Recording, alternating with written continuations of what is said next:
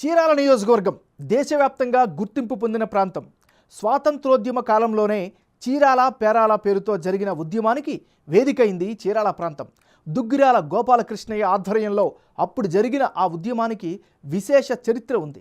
వస్త్ర వ్యాపారంలో రాణింపుతో ఈ ప్రాంతాన్ని చినబొంబాయి అని కూడా పిలిచేవారు. 2019లో చీరాల నుంచి తెలుగుదేశం పార్టీ నుంచి గెలిచిన కరణం బలరామకృష్ణ వైసీపీలో చేరిపోయారు. ఈసారి బలరాం కుమారుడు కరణం వెంకటేష్కు వైసీపీ టికెట్ కేటాయించింది. విపక్షాల పొత్తుల్లో భాగంగా సీటు టీడీపీ అభ్యర్థి ఎంఎం కొండయ్య యాదవ్కు దక్కింది. ఈసారి చీరాలలో పొలిటికల్ వార్ ఎలా ఉంది? Big TV exclusive election survey పందెంకోళ్ళు 2లో వచ్చిన లెక్కల్ని ఇప్పుడు ఒకసారి చూద్దాం. లేటెస్ట్ సర్వే రిపోర్ట్ చూసే ముందు ఈ ఏడాది ఫిబ్రవరి 3వ తారీఖున చేసిన పందెంకోళ్ళు 1 సర్వేలో చీరాల నియోజకవర్గంలో సర్వే అంచనాలు ఎలా వచ్చాయో ఒకసారి వెనక్కి వెళ్ళి గుర్తు చేసుకుందాం. పందెంకోళ్ళు 1 సర్వే ప్రకారం వైఎస్ఆర్ కాంగ్రెస్ పార్టీకి అనుకూలంగా 44% ఓటు షేర్ వచ్చే అవకాశం కనిపిస్తే తెలుగుదేశం పార్టీ అభ్యర్థికి అనుకూలంగా 47% ఓట్లు వస్తాయని తేలింది.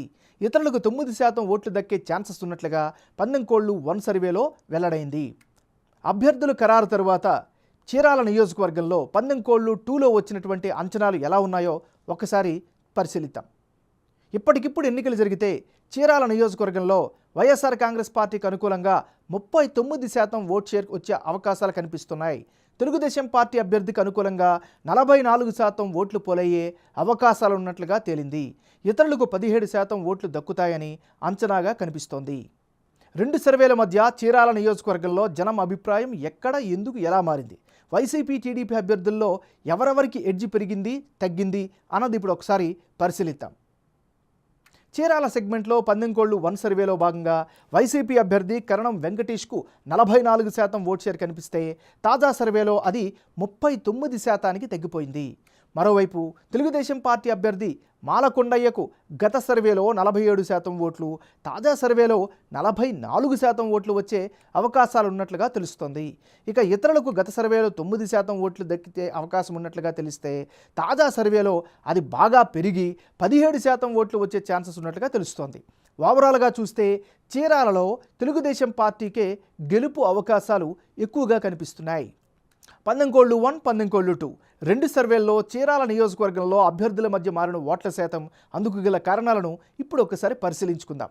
ముందుగా చీరాలలో తెలుగుదేశం పార్టీకి ఉన్న strong vote bank positive factor కాబోతోంది. గ్రౌండ్లో టీడీపీ అభ్యర్థి జోరుగా ప్రచారాలను కొనసాగిస్తున్నారు, ప్రజల్లో మమేకమవుతున్నారు. 11% ఉన్న యాదవ కమ్యూనిటీ సపోర్ట్ కీలకం కాబోతోంది. జగన్ సర్కార్ సంక్షేమ పథకాలపై వైసీపీ అభ్యర్థి గంపెడు ఆశలు పెట్టుకున్నారు. గ్రౌండ్లో యాక్టివ్గా వైసీపీ అభ్యర్థి కరణం వెంకటేష్ తిరుగుతూ ఉన్నారు. చీరాల ఫలితాలపై ఆమంచి కృష్ణమోహన్ ఇంపాక్ట్ పడే ఛాన్సెస్ స్పష్టంగా కనిపిస్తున్నాయి. ఓవరాల్గా ఇప్పటికిప్పుడు ఎన్నికలు జరిగితే చీరాల నియోజకవర్గంలో తెలుగుదేశం పార్టీకే ఎడ్జి ఉన్నట్లు బిగ్ టీవీ ఎలక్షన్ సర్వేలో వెల్లడైంది.